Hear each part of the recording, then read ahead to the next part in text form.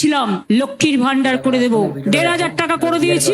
দিল্লিতে বলেছিল ইলেকশনের আগে, 2 বছর ইলেকশন হয়ে গেছে দেয়নি। মুম্বাইতে বলেছিল 3,000 টাকা দেব, 1,500 টাকাও দেয়নি।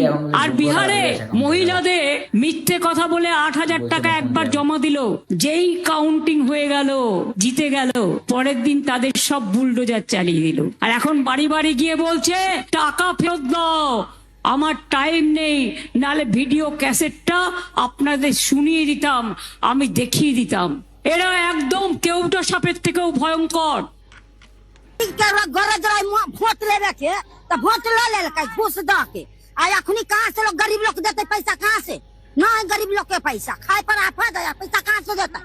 पैसा खर्चा हो गया। हाँ खर्चा हो गया, माल जाल किन लिया, सब खर्चा हो गया, गरीब वही खाता है। 10,000 हमारा रुपया दो दिलक, हम मांगे नहीं गेलिए मोदी से, हमारा 10,000 रुपया दो दिला। अब हम उनका कहाँ से देवे? माल जाल खरीद ले, खर्चा कर ली बाल बच्चा में, अब उनका हम कहाँ से रुपया देवे? वोट दो दिले, रुपया सही गेले। आप लोगों को लालच दिया था। हाँ लालच वोट के लिए, तो हमरो वोट वापिस कर दिए। वोट वापस कर दो। हाँ। ठीक है, फिर से कहिए। वोट वापिस कर दिए, 10,000 दो देवा तो हमरो वोट वापिस कर दी। যে ভিডিও নির্বাচনের আগে মহিলাদের 10,000 টাকা করে দেওয়া হয়েছিল, নির্বাচন হয়ে যাওয়ার পর বাড়িতে বাড়িতে গিয়ে এখন বিজেপির নেতারা 10,000 টাকা ফেরত চাইছে আর বলছে যে দেবে না তার বিরুদ্ধে বুলডোজার চালানো হবে। আমার কাছে ভিডিও রয়েছে, বিজেপির নেতাদের চ্যালেঞ্জ করব, যদি এরা প্রমাণ করতে পারে সেই ভিডিও মিথ্যে, যদি প্রমাণ করতে পারে বিজেপির নেতারা দিল্লিতে গিয়ে, বিজেপির নেতারা বিহারে গিয়ে মায়েদের কাছ থেকে টাকা ফেরত চাইছে না, তাহলে যা শাস্তি দেবে আমি মেনে নেব। তো তোমরা ভিডিওটা দেখলে, মানে বিহারে যে ভোটের আগে যে 10,000 টাকা করে দিয়েছিল বিজেপি সরকার মহিলাদের, সেগুলো এখন ফেরত চাইছে। কেন? বলছে ওই টাকা ভুল করে সবার অ্যাকাউন্টে চলে গেছে, বলছে টাকা ফেরত দাও না কেস করে দেবো। এই ভিডিওটা খুব ভাইরাল হয়েছে, কিন্তু মুখ্যমন্ত্রীও বললো কথাটা, আর আমাদের অভিষেক বন্দ্যোপাধ্যায় বলেছে কথাটা, বুঝেছো? মানে বিজেপির থেকে কারণ টাকা নিয়ে সবাই কিন্তু ভয় পাবে, এই টাকা দিয়ে পরে আবার টাকা চাইবে, বলে টাকা দাও, ভুল করে চলে গেছে কেস করে দেবো। এই একটা বিহারে একজন মহিলাদের কী বললো, বলছে টাকা খরচা করে ফেলেছি, এখন টাকা কী করে দেবো? মানে অবস্থা দেখো, ভোট পাওয়ার জন্য কী করে এরা। বিহার প্রত্যেকটা মহিলা অ্যাকাউন্টে 10,000 টাকা পাঠিয়ে দিয়েছে ভোট নেওয়ার জন্য। যেই জিতলো এখন বলছে টাকা ফেরত দাও, টাকা ফেরত না দিলে কেস করে দেবো। দেখেছো? তা বিজেপি সরকার থেকে যে কেউ টাকা নেবে এখন ভয় পাবে টাকা নিতে।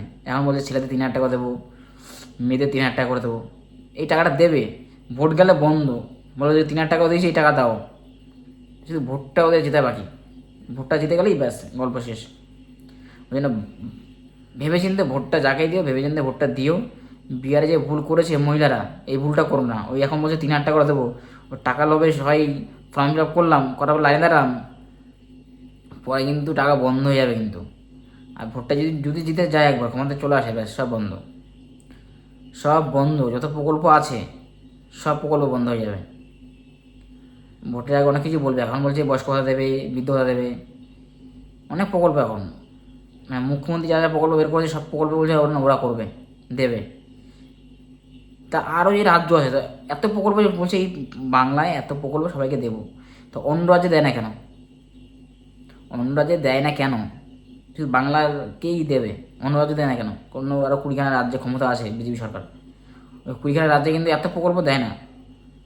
বলছে এই রাজ্যে বলছে বয়স্ক ভাতা, বিধবা ভাতা, ছেলেদের 3,000 টাকা করে, মেয়েদের 3,000 টাকা করে, লক্ষ্মী ভাণ্ডার সব দেবে। ভাওতাবাদ ছাড়া আর কিছুই না ভোটটা পাওয়ার জন্য। ভোটটা পেয়ে গেলে ব্যাস সব বন্ধ। যাই হোক, তোমাদের যদি ভিডিওটা ভালো লাগে অবশ্যই লাইক, কমেন্ট আর চ্যানেল অবশ্যই সাবস্ক্রাইব করো। এরকম ভিডিও দেখতে হলে আর তোমাদের সাথে দেখা হবে নেক্সট ভিডিওতে। টাটা বন্ধুরা, বাই বাই।